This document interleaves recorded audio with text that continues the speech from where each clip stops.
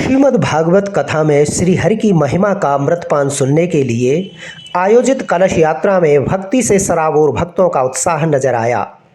Band बाजों संग झूमते नाचते सैकड़ों भक्तजनों ने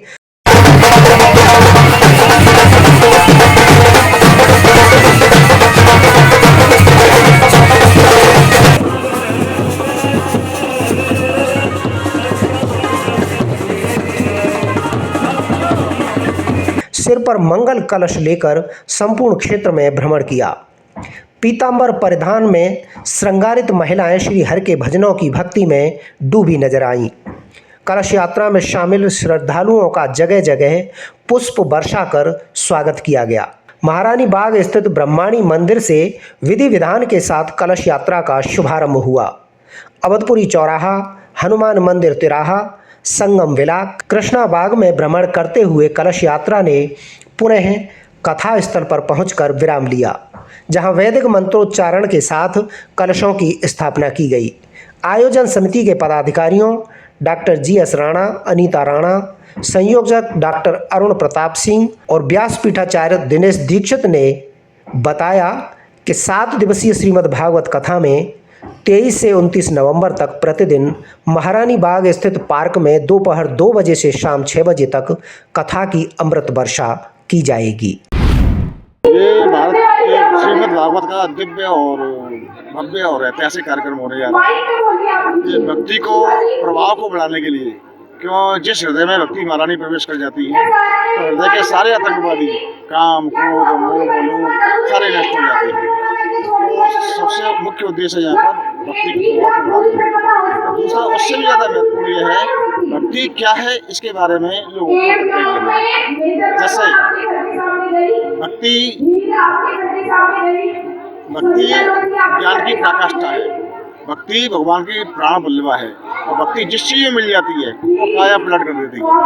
जैसे भक्ति जब मुंह को मिल जाती है तो भक्ति भोजन बन जाती है, भक्ति जब पानी में मिलती है तो पानी चरणामृत बन जाता है, और भक्ति जब यात्रा में मिलती है तो भक्ति तीर्थ यात्रा बन जाती है। देखिए साहब, इसमें कोई दो राय नहीं है। कलश यात्रा बहुत ही दिव्य और भव्य हुई और हमारी माता बहनों ने बढ़ चढ़ के बहुत बड़ा हिस्सा लिया इसमें। और सबसे पहले मैं प्रभु जी को और मातृशक्ति को उनके चरणों में नमन करता हूं।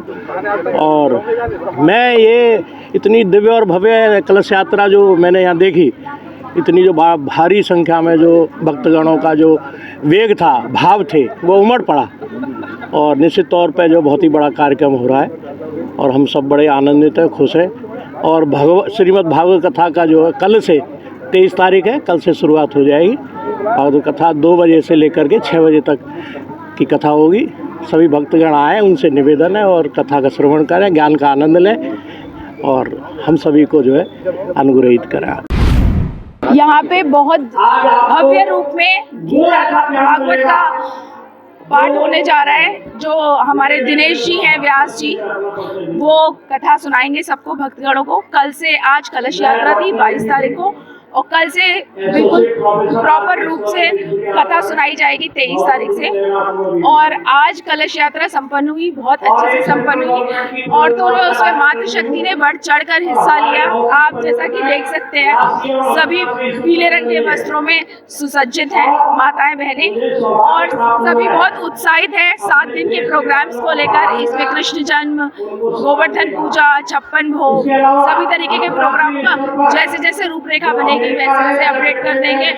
और मेरी सारे आगरा वासियों से निवेदन है कि कृपया महारानी बाग आए और भागवत का रस आनंद प्राप्त करें।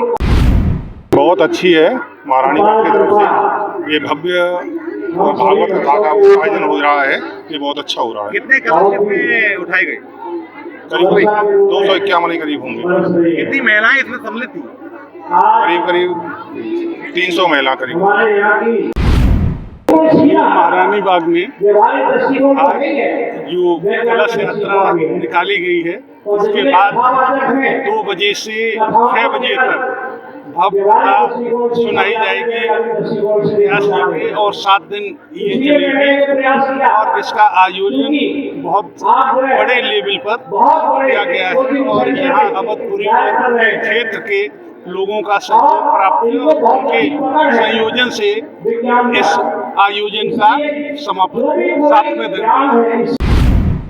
आज श्री आचार्य दिनेश ऋषि जी की कलश यात्रा थी, जिसमें हजारों महिलाओं ने बहुत जोरदार तरीके से भाग लिया और कलश यात्रा बहुत भव्य तरीके से निकाली। आज ज्ञान वचन महाराज जी के होंगे और कल से भागवत यहाँ पर स्टार्ट होगी।